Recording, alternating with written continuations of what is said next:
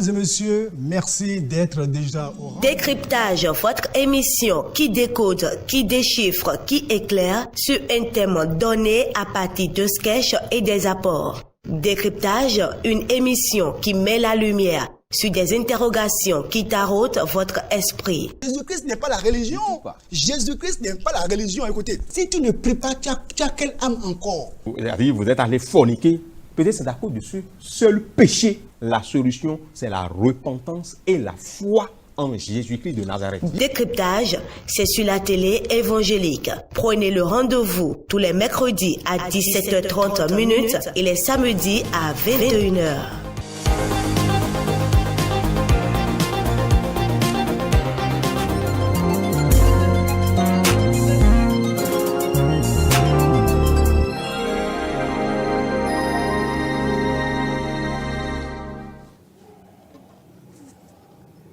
Que le Seigneur vous bénisse au nom de Jésus-Christ.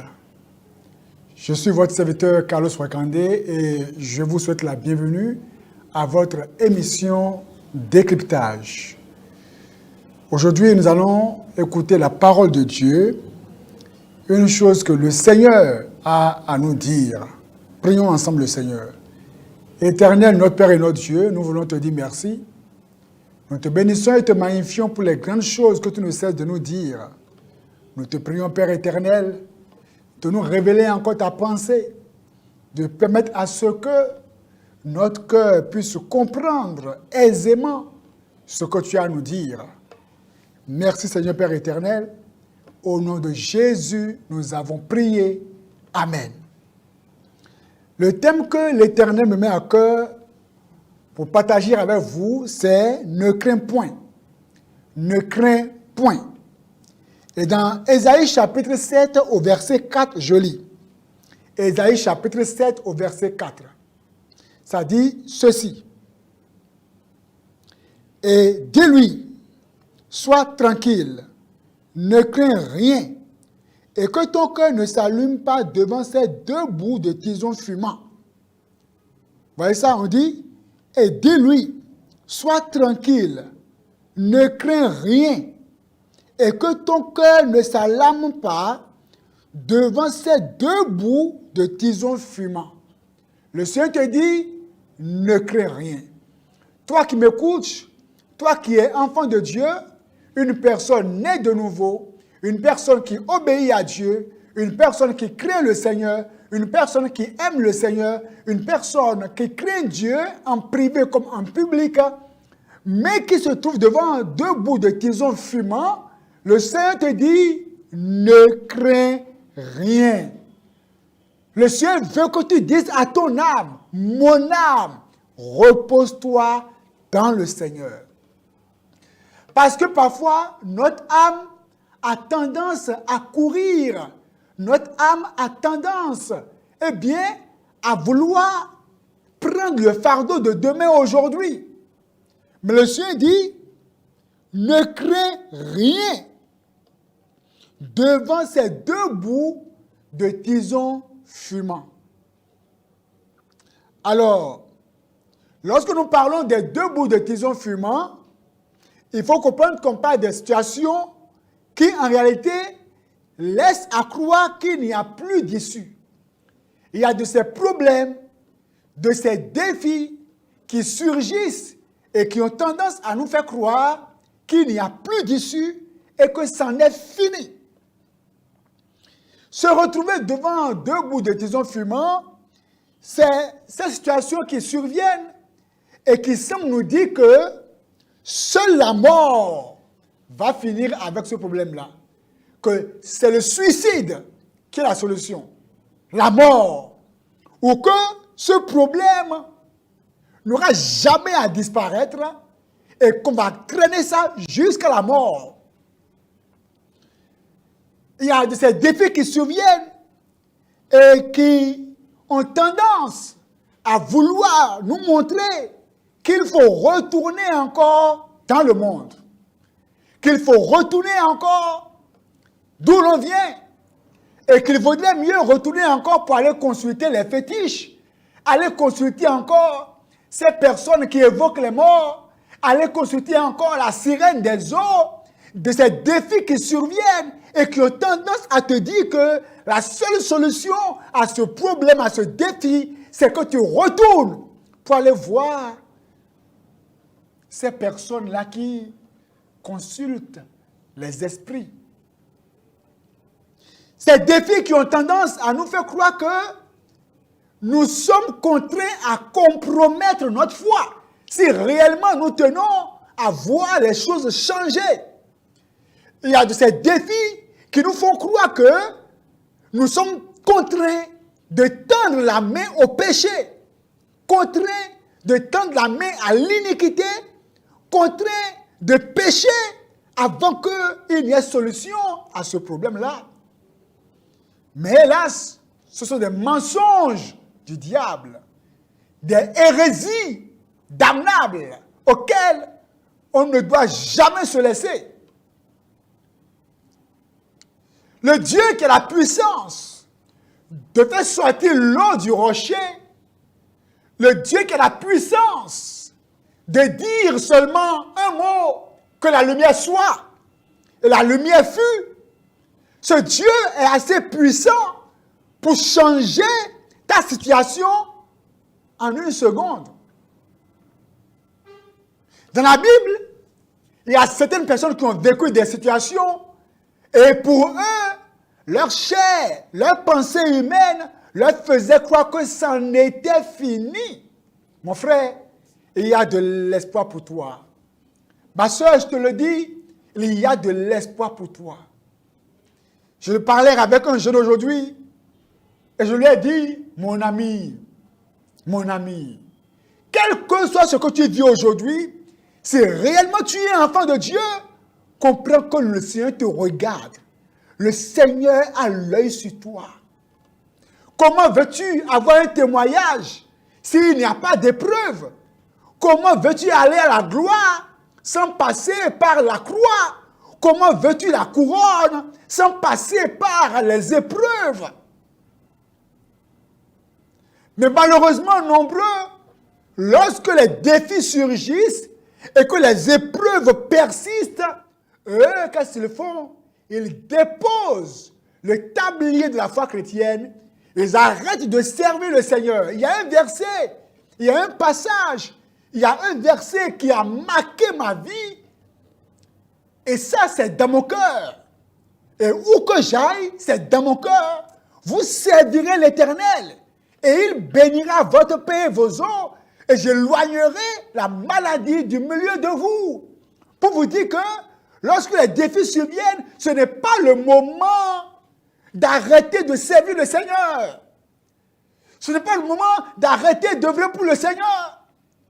Il y a un frère comme ça qui était zélé dans l'œuvre de Dieu, très consacré. Alors, je le voyais comment il était dynamique. Et point rien du tout, j'apprends qu'il a laissé l'œuvre de Dieu. J'ai dit, oh, c'est fini. Lorsque j'ai appris qu'il a laissé l'œuvre de Dieu, automatiquement, j'ai compris qu'il a ouvert une porte au diable et que quelque chose allait se passer. J'en étais sûr. Lorsque tu es consacré à Dieu et que parce que ton pasteur t'a mal parlé, parce qu'un devancier t'a mal parlé, parce qu'un frère t'a mal parlé, parce qu'on t'a mal jugé, parce qu'on t'a condamné à tort à cause des suspicions et tu laisses l'œuvre de Dieu à cause des défis, tu la prendras à tes dépens. Ce frère a laissé l'œuvre de Dieu, comme plusieurs laissent l'œuvre de Dieu à cause du découragement. Non, tout le monde se marie autour de moi et moi, mon âge évolue alors que je suis plus ancien que tout le monde. Je viens à l'église à l'heure. Mais pourquoi cette personne qui vient il y a à peine 2 ans est déjà mariée avant moi? Je suis découragé. Je ne viens plus à l'église. Oh, tu fais du mal à qui? C'est toi qui as besoin de Dieu. Sans toi, Dieu demeure Dieu. Sans toi, Jésus demeure Jésus. Sans toi, le plan de Dieu s'accomplira toujours. Sans toi, Jésus-Christ reviendra encore un jour prendre les siens.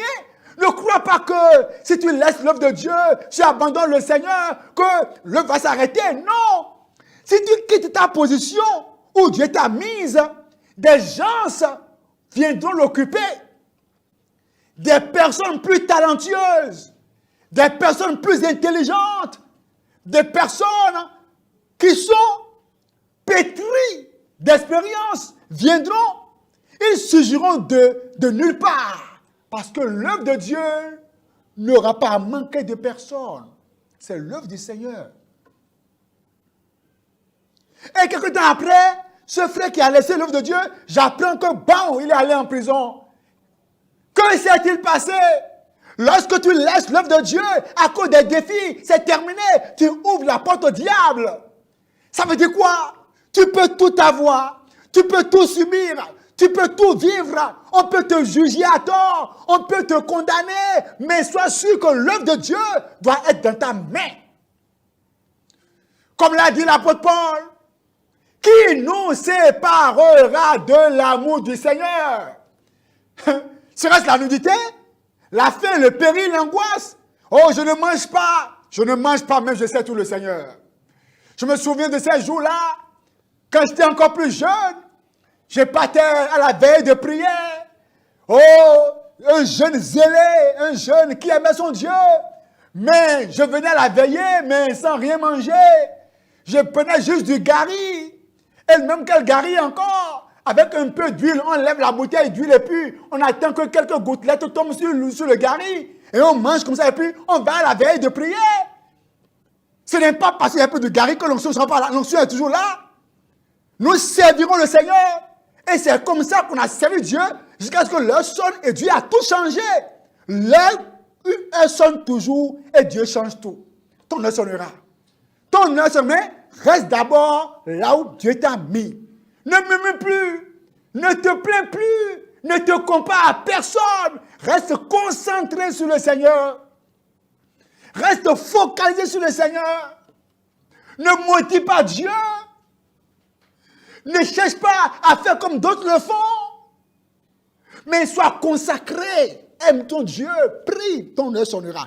Quand je prends le cas de Goliath dans 1 Samuel chapitre 17 verset 1.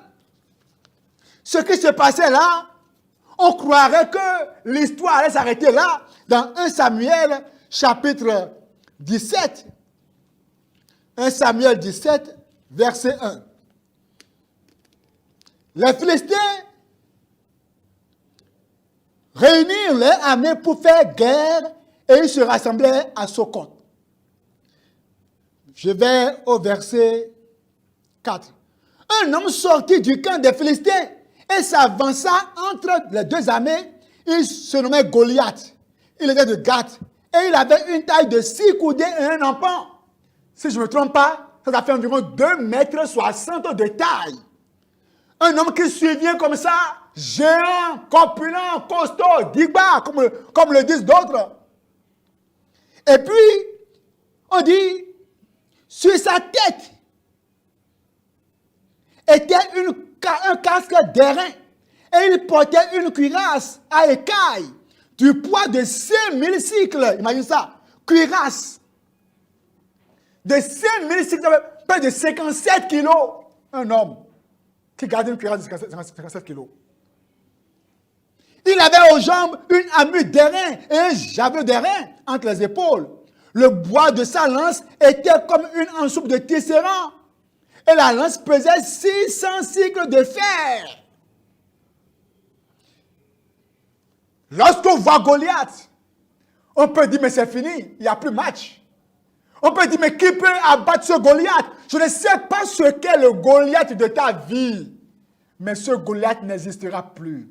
Le jour viendra et tu ne verras plus ce Goliath. Mais il faut d'abord choisir d'être un David face à ce Goliath. Les Goliaths n'auront pas seulement à disparaître du jour au lendemain.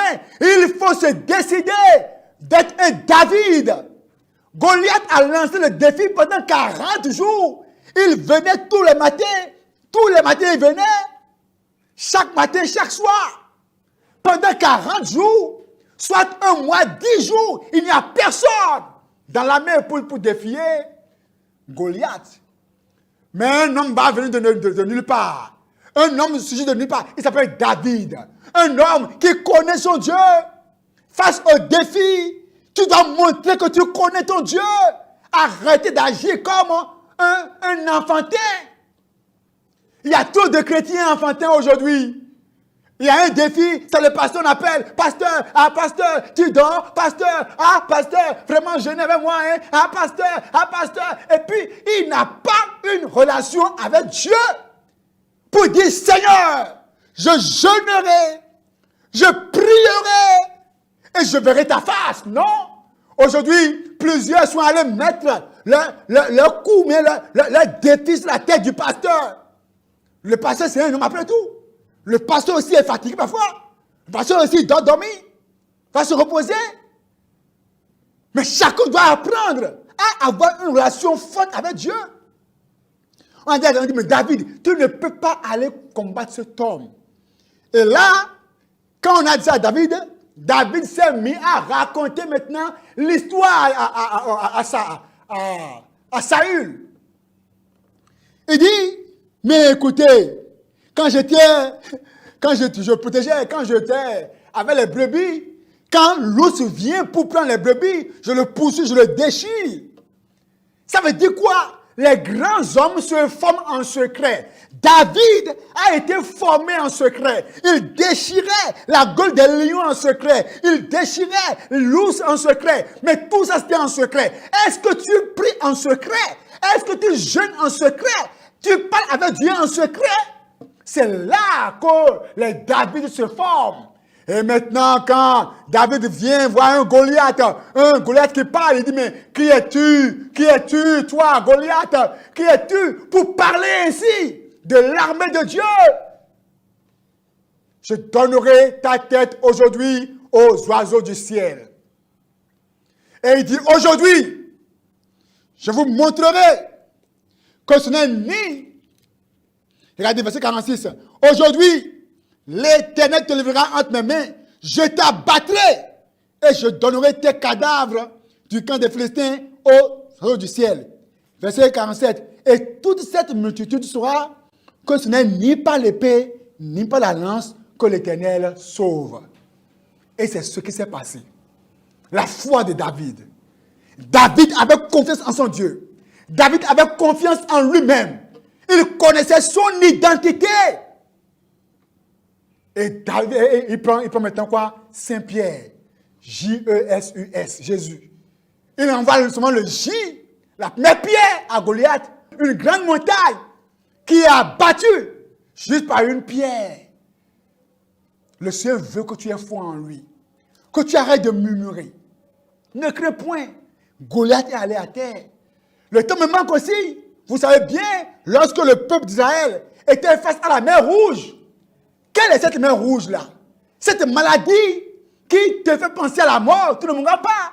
Ce défi qui te fait croire qu'il ne partira jamais et qu'il est venu pour demeurer, c'est faux. La mer Rouge était là. Pharaon était derrière. Entre le marteau et l'enclume, il y a de ces défis qu'il nous faut croire qu'il n'y a pas de solution, qu'il n'y a pas d'issue. Les enfants d'Israël se sont mis à murmurer, à parler contre Moïse, au lieu de se rappeler de ce que Dieu a fait pour eux en Égypte. Pendant les temps de défi, apprends à être reconnaissant. Apprends à dire, Seigneur, merci, car je me rappelle de ce que tu as fait en ce temps, ce que tu as fait à tel frère, à telle soeur, ce que tu as fait dans la Bible, et je crois, Seigneur, que tu le feras pour moi aussi. Il murmurait contre Moïse. Il parlait contre Moïse. Oh, mais Moïse, toi, tu es un homme qui est mauvais, tu es méchant. N'y avait-il pas de sépulcre en Égypte pour qu'on vienne mourir dans le désert?